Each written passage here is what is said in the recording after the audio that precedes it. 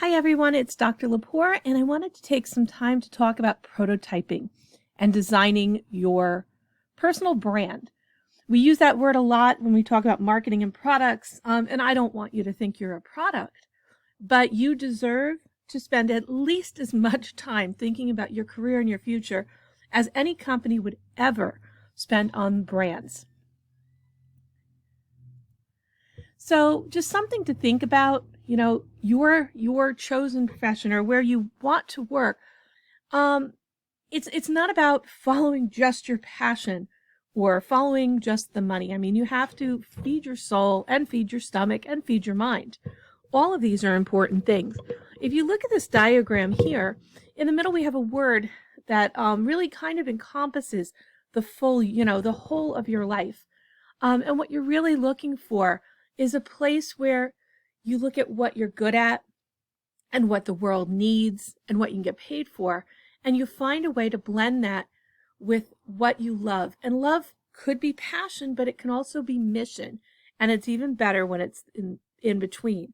Now, that doesn't mean you have to have a passion for the field. It means that you have this dedication to the work. So the big question that I have for you is, who do you want to be in this world? Okay? If you talk to me about careers when we meet, to talk about careers, my question is always, who do you want to be? It's not what do you want to be, because you are a person, and who you want to be really speaks to what is it you bring to the world, what is it you give to the world, and this comes from what causes or issues are important to you. Think back to those values we were talking about. What do you stand for and stand against? If you're going against your values, you're going to find it extremely hard to feel any satisfaction in your career. And although you probably have had a lot of advice that says follow your passion, that's not the only thing to do. So your decision is not to really decide what I want to be, right? Because if you really think about it, what do you want to be? You want to be happy. You want to be successful. A lot of you have chosen values of happiness and success. Who you want to be, though, is how do you build that life that you're hoping for? So, a couple things to know. This is a big one. Networking is a necessity. It is also extremely stressful when you first start out at it. But networking is really part of a good, complete life. And networking used to be something that emerged kind of naturally as you got more and more into your field, you met more people, and you built connections. But we have tools today that we could not have even imagined 20 years ago that let us stay in touch. I remember going to conferences years and years ago. Oh, I wish I still had those business cards. I wish I could find those people. I had great conversations. I remember a conference in Philadelphia where we walked, I met some new colleagues and we walked around Philadelphia looking at all the historical sites one evening till almost 1 a.m. Those kind of things are just so valuable because it kind of gives you context and a place in the world. So networking is something we can now do intentionally. Okay? It helps you with job and business opportunities. It helps you broaden and deepen your knowledge, and it helps you advance, right? And gives you greater authority. But really, it also improves the work that you do. It improves the work of the field and increases your satisfaction. At the end of the day, you feel better because you know where you fit into the world. And, going back to those values and some of the things we've been writing about, those are really important. So, going back to the idea of networking and jobs, because I know that's a very big concern, especially with the pandemic, it is important to know that 70% of hires in the U.S. are made through networking, through employee referrals, social connections, and personal contacts. Okay? We tend to spend a lot of time worrying about sending our resumes in blindly and worrying about the artificial intelligence scans that are out there. And we will talk about those too. But notice that's only 20%. 70% comes from some kind of connection that you already have to the organization and field. So where do you want to put your time? I mean, it really makes sense when you look at it. This yellow area is really powerful. And networking doesn't have to be artificial or difficult. Okay? Networking is just connecting to other human beings, asking them questions, being curious, offering them support when you can, when you have it for them. So going on back to this idea of building your brand online and off, the question becomes, how do you want to be seen? Who is it you want that people will see? Or who do you want people to see you as? We all have this person we know we are. And a lot of times the people around us do not recognize that person. They don't see us the way that we see us.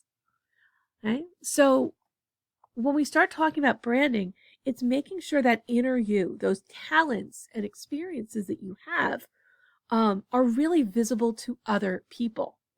And in a networking environment, and when you're conscious of building your brand, it's not that you're going to be always selling yourself like a used car man, a car salesman, or the ShamWow guy, okay? But it's that you're always going to put your authentic person first, that you really are going to own the successes you have. You're aware of them, you know what they are, and you're ready to talk about them. Okay? If you think of every meeting as a potential interview, well, again, it seems sort of cold when we talk about it this way. But every time we meet someone, we are sizing them up. Is this a person I want to know? Is this a person I would like to spend time with? Is this a person I would like to learn from or learn with or work with? Right? So when we start to think about the world that we live in, we want to put our best foot forward, and we always want to make sure that they see the real us and not the us that other people are defining us as. Okay? So along those lines, you want to look at your resume and your social media profiles, things like LinkedIn, which are your networking profiles, and you want to see what is it telling people about you. Okay? What is it actually putting forward? Okay? So as we start looking at this, the foundation that we have is the why. Why do you want to do this? What is it you want to bring to the world? Where have you shown grit? Where have you shown growth? Okay? What is your academic, your experience in social capitals? Remember, we did that audit. Look at it. List it out and be ruthless. Be honest with yourself about what you need to build. That's our foundation. Now, once we understand ourselves, we move up. If we're going to talk about this like a building, the structure is things like our resume, our LinkedIn profile. We should have a cover letter that we can rip apart and we can rebuild anytime that there's a new opportunity. And interviews, we should be practicing interviews to make sure that we have the skills that we need to convey who we really are. Right? The problem with resumes is often they look like a list of where you've been and not what you've done. What we want to share is what we've done, what we've accomplished. Okay? So your resume and LinkedIn profile are going to be two very big networking tools. Okay? And things that you're going to want to show off are these career readiness competencies. You might actually even want to pause this and think about what each of these are. But you're going to want to show off. These are the things, by the way, that employers are looking at and they want from you. And this is what we're building in the arts and sciences. We want you to have good communication skills. We want you to be innovative and creative based on knowledge, right? Not just an inborn skill, but because creativity is intelligence having fun. Right? We want you to have teamwork, leadership skills, engaging diversity. We want you to be able to work with diverse populations of people and in diverse situations. We want you to be an active, engaged citizen in your communities. We want you to constantly be aware of your career and being a professional in the field. We want you to solve problems. We want you to have good decision making, and we absolutely want you to be an ethical human being. Those are the things that we're building. So this is a challenge for you. Right? I want you to think about this. Right? Here are the 7 skills that Google is looking for in college graduates. These are the things that Google wants. So if that is one of your places you would love to work someday, take a look at this. They don't look like they're a computer science major, right? At no point are they talking about computers or technology or code. These are the things that they're actually looking for, right? And I want you to assign these over to say, what have you done, right? Is it in your resume? And how are you going to build the things or explain the things that are missing? I think you should pause here and spend a few minutes thinking about this and actually answering these questions. Think about talking to somebody about it. Hopefully you took a look at that list and you answered those questions. Here is a resume format. So we have a resume format for you in the course. It is there to help you, and it is there to make life easier. This sample gives you some key ideas that you want to focus on. You'll notice the person's contact information. Everything is very consistent. You may have a summary depending on who you are. I tend to shy away from them when I'm working with undergrads because we know the goal is to get the job or the internship. But experience becomes important, education becomes important, technical skills become important. And usually I recommend for undergraduates who are still in their degree programs or just graduating that you put your education first, because that is where you have put a lot of time and effort. Right? So good resumes are going to be easy to read. They don't have typos. They're not crowded. Notice they're organized. See that last one I showed you? It had a lot of flaws in it. If you rewind a second, you'll see them again. But notice, you want this to be organized with your education first because that is where you've put all your time. We want things to be evidence-based, meaning show us what you are accomplishing in class, in jobs, in internships, in organizations. Don't just tell me where you were. Tell me what you accomplished. Okay? In terms of fit, make sure that your words match what the employers use. They use words in ads for very specific reasons. Use those same words back.